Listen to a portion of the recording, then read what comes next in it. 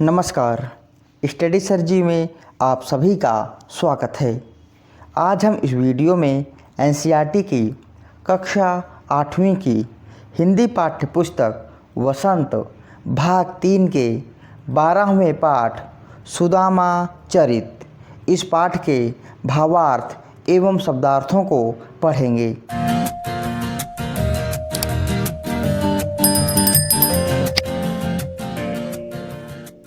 तो आइए वीडियो शुरू करते हैं। सुदामा चरित इस रचना के कवि हैं नरोत्तम दास। नरोत्तम दास जी द्वारा लिखी गई सुदामा चरित एक अद्भुत रचना है। नरोत्तम दास जी अपनी इस रचना सुदामा चरित में भगवान श्री कृष्ण और सुदामा के मित्रता का वर्णन किया है। श्री कृष्ण और सुदामा बचपन में दोनों महर्षि सांदीपनि के आश्रम में शिक्षा प्राप्त कर रहे थे। उन दिनों जब भगवान श्री कृष्ण और सुदामा जंगल में लकड़ी बीनने के लिए जाया करते थे तो गुरु माता उन दोनों के लिए कुछ चने दे दिया करती थी, लेकिन सुदामा श्री कृष्ण से छिप करके उन चनों को अकेले ही खा लिया करते थे। समय बीता, श्री कृष्ण आगे चलकर द्वारिका के राजा हुए और सुदामा का जीवन अत्यंत ही गरीबी से बीतने लगा। कुछ समय के बाद जब सुदामा अपने परिवार का पालन पोषण नहीं कर पा रहे थे तो उनकी पत्नी ने उनसे कहा कि आपके मित्र द्वारिका के राजा हैं, तो आप उनके पास जाकर उनसे कुछ धन क्यों नहीं ले लेते। पत्नी के बार बार आग्रह करने पर सुदामा अपने मित्र श्री कृष्ण से मिलने के लिए द्वारिका जा पहुँचे। जब द्वारपालों ने उन्हें अंदर नहीं जाने दिया तब उन्होंने द्वारपालों से आग्रह किया कि मेरे बारे में जाकर श्री कृष्ण को बता दो, और द्वारपाल जाकर सुदामा के बारे में कृष्ण से बताता है। तो आइए सबसे पहले पद को पढ़ते हैं।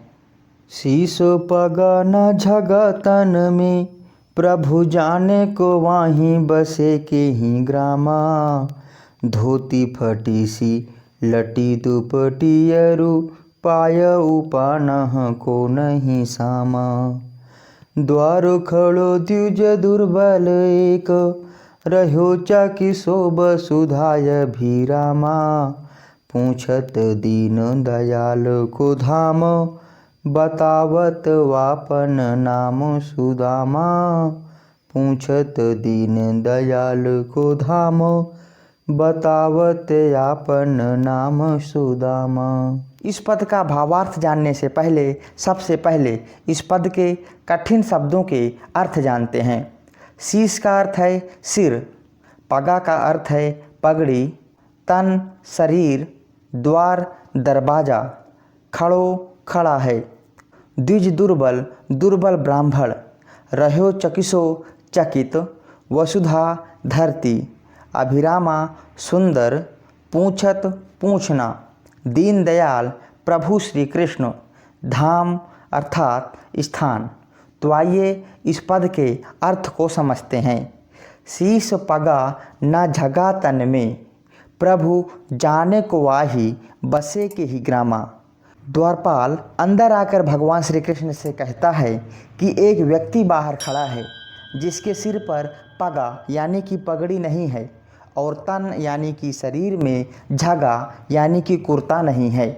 प्रभु जाने को वाही, पता नहीं किस ग्राम का रहने वाला है। द्वारपाल आकर भगवान श्री कृष्ण से कहता है कि एक व्यक्ति बाहर खड़ा है जिसके सिर पर पगड़ी नहीं है, शरीर पर कपड़े नहीं हैं और पता नहीं कि वह किस गांव से आया हुआ है। धोती फटी सी लटी दुपट्टी, उसकी धोती फटी हुई है और दुपट्टी अर्थात दुपट्टा, उसका जो दुपट्टा है वो पुराना और बहुत ज़्यादा मैला है। अरुपाय उपानह को नहीं सामा, द्वारपाल कह रहा है कि उसके पैरों में उपानह यानी कि जूते नहीं हैं। द्वार खड़ो दुज दुर्बल एक रहो चकिसो वसुधा अभिरामा।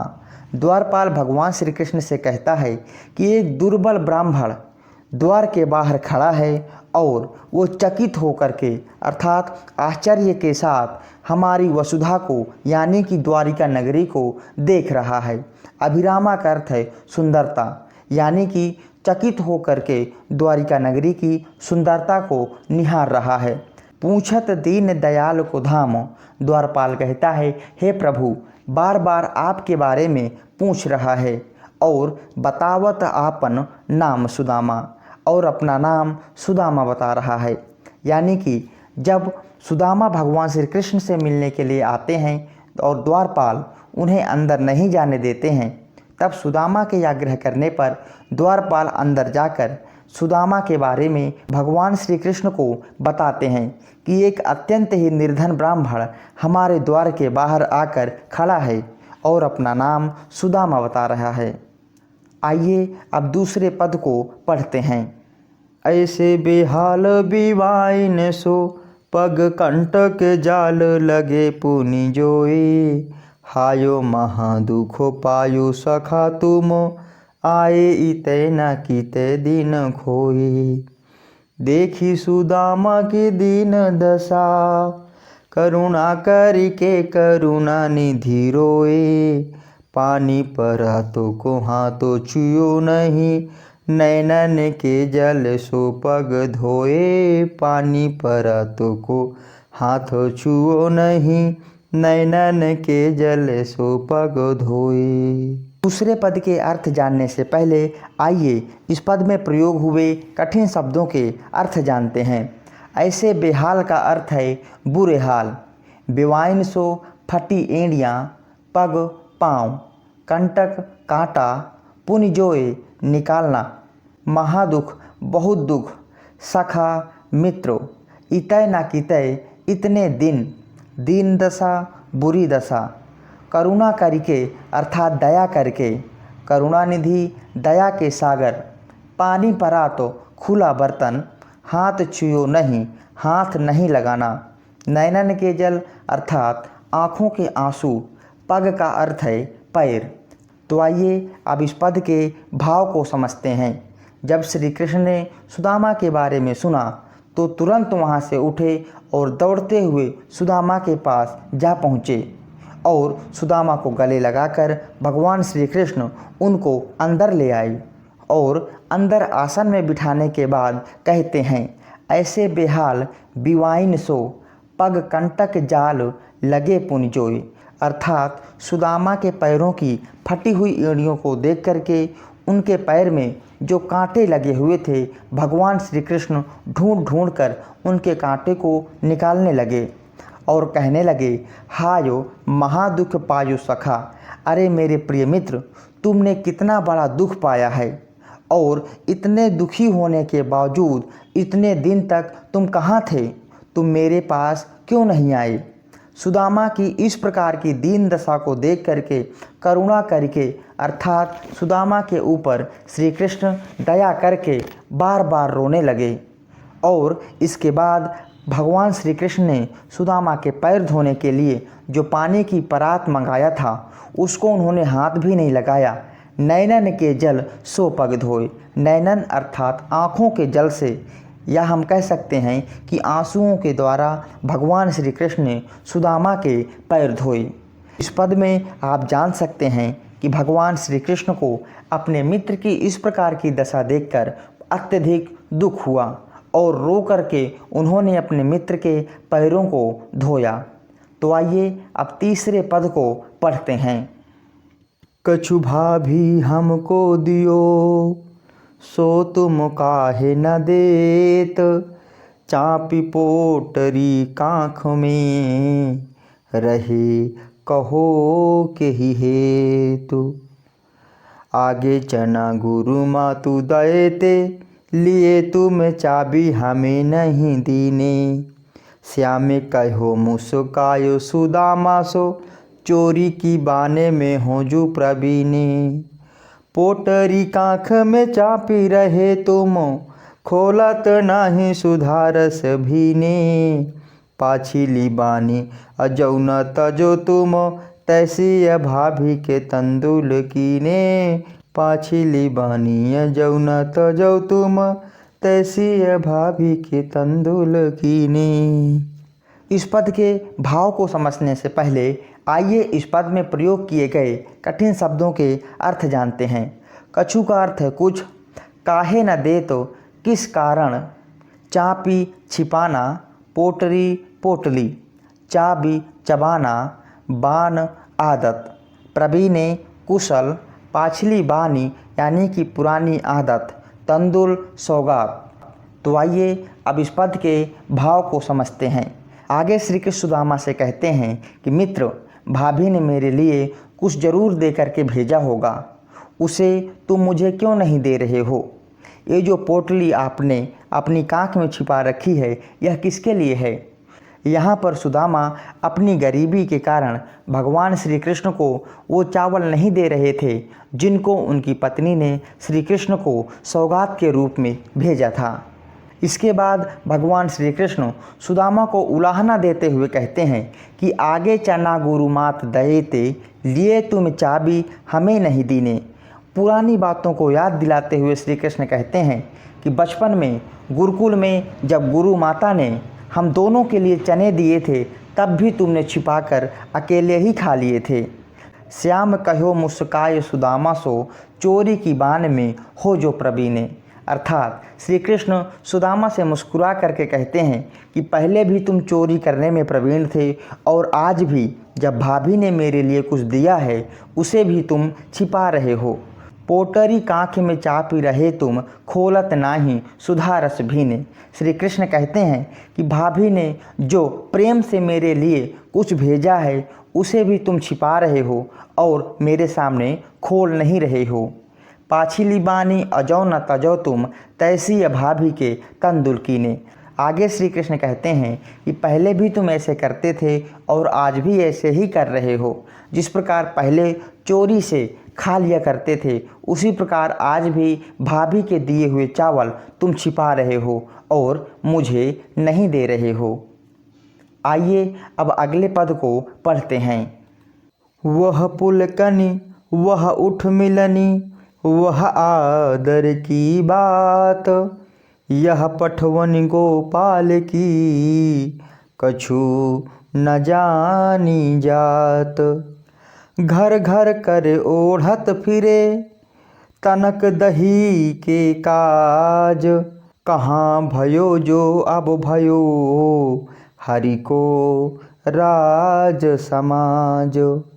हो आवत नाही हुतौ, वाही पठयो ठेली, अब कहीं हो समुझाई के, बहुधन धरऊ सकेली। इस पद के अर्थ जानने से पहले आइए इस पद में आए कठिन शब्दों के अर्थ जानते हैं। पुलकनी का अर्थ है खुश होना, उठ मिलनी गले मिलना, ठवनी भेजना, जात जाति, हरि कृष्ण, राज समाज राज्य में, ओढ़त फिरे इधर उधर फिरना, वाही पठ्यो खाली हाथ, ठेली भेजना, धन दौलत धरऊ रखना। आइए इस पद के अर्थ को समझते हैं। इस प्रकार सुदामा और श्री कृष्ण बहुत देर तक आपस में बातचीत किया। उसके बाद श्री कृष्ण सुदामा का आदर सत्कार करने के बाद उन्हें खाली हाथ भेज देते हैं और बाहर आकर सुदामा सोचते हैं, वह पुलकनी वह उठ मिलनी, वह आदर की बात, यह पठवनी गोपाल की, कछु न जानी जात। सुदामा अपने मन में कह रहे हैं कि जब मैं द्वारिका आया तो श्री कृष्ण द्वारा मेरा खूब आदर सत्कार किया गया, लेकिन जब मैं जा रहा हूँ तो खाली हाथ मुझे भेज दिया। गोपाल यानी कि कृष्ण की ये बातें कौन जाने, अर्थात कोई भी नहीं जान सकता। उसके बाद सुदामा श्री कृष्ण के बारे में कहते हैं कि घर घर कर ओढ़त फिरे, तनक दही के काज। अर्थात जब वो बचपन में थोड़े से दही के लिए घरों में घूमते फिरते रहते थे, कहाँ भयो जो अब भयो, हरि को राज समाज, और अब वो राजा बन गए तो क्या हुआ।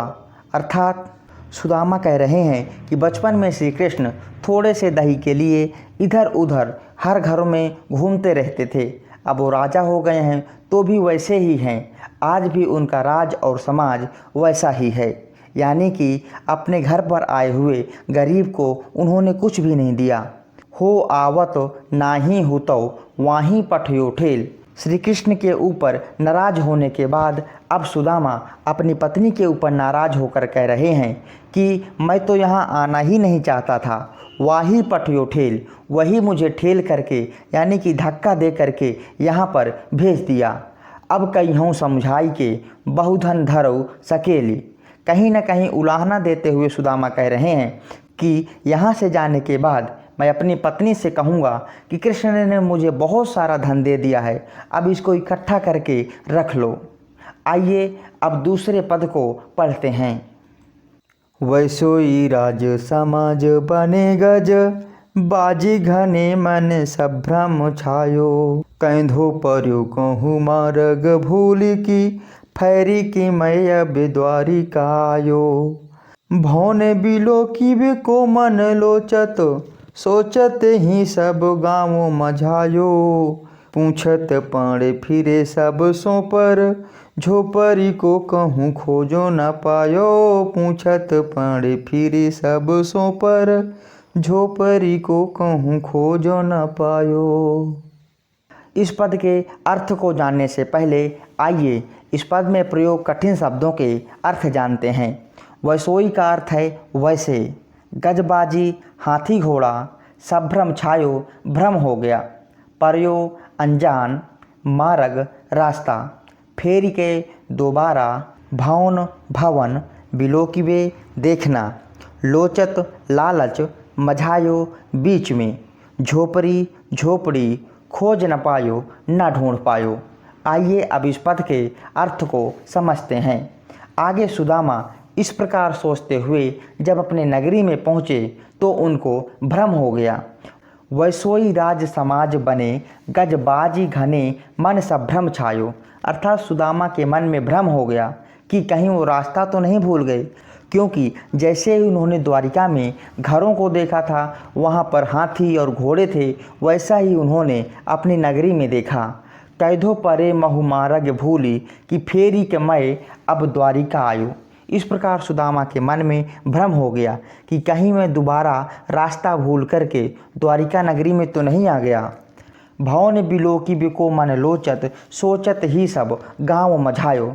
इस प्रकार सुदामा सोचते हुए ललचाए मन से अपने गांव के अंदर घुस गए और पूछत पाड़े फिरे सब सो, पर झोपड़ी को नहूँ खोज न पायो। सुदामा सभी लोगों से अपनी झोपड़ी के बारे में पूछते हैं, लेकिन कहीं भी सुदामा को अपनी टूटी फूटी झोपड़ी दिखाई नहीं देती है। आइए अब अगले पद को पढ़ते हैं। कई वह टूटी सी छानी हती, कह कंचन के अब धाम सुहावत। कै पग में पनही न हती, कहाँ लय गज राजा हूँ ठाढ़े महावत। भूमि कठोरे पे रात कटे, कहाँ कोमल सेज पे नींद न आवत। कैजुर तो नहीं को दोसावा, कहाँ प्रभु के प्रताप ते दाख न भवत। कैजुर तो नहीं को दोसावा, कहाँ प्रभु के प्रताप ते दाख न भवत। इस पद के अर्थ जानने से पहले इस पद में कठिन शब्दों के अर्थ को जान लेते हैं। छानी का अर्थ है झोपड़ी, कंचन सोने, धाम महल, पनही जूता, गजराजहूँ हाथियों के ठाठ बाट, भूमि जमीन, कटय गुजरती, कोमल सेज मुलायम बिस्तर, जुरतो उपलब्ध हो, नहीं को दो सावा, घटिया किस्म के चावल, दाख किशमिश मुनक्का, पग पाँव, कठोर सख्त, प्रताप कृपा से। आइए अब इस पद के अर्थ को समझते हैं। आगे नरोत्तम दास जी कह रहे हैं कि बड़ी मुश्किल से सुदामा अपने घर यानी कि महल में पहुंच गए और वहां जाकर के उन्होंने क्या देखा। कह वह टूटी सी छानी हती, कहाँ कंचल के अब धाम सुहावत। सुदामा सोच रहे हैं कहाँ मेरे पास एक टूटी फूटी सी झोपड़ी हुआ करती थी और अब मेरे पास सोने के महल हैं। आगे सुदामा कह रहे हैं कि पहले मेरे पग में यानी कि पैर में पनही यानी कि जूते नहीं हुआ करते थे और अब गजराजा हूँ यानी कि हाथियों को लेकर के महावत द्वार के बाहर खड़े रहते हैं। पहले कठोर ज़मीन पर मुझे सोने की आदत थी और अब कोमल सेज यानी कि कोमल बिस्तर पर मुझे नींद नहीं आती है। आगे सुदामा कह रहे हैं कि पहले मुझे और मेरे परिवार को खाने के लिए कोदो और सावा के चावल भी उपलब्ध नहीं होते थे, लेकिन भगवान श्री कृष्ण के प्रताप से अब विविध प्रकार के व्यंजन हमें अच्छे नहीं लगते। आइए अब सुदामा चरित इस पाठ के सभी पदों के भावार्थ को देखते हैं।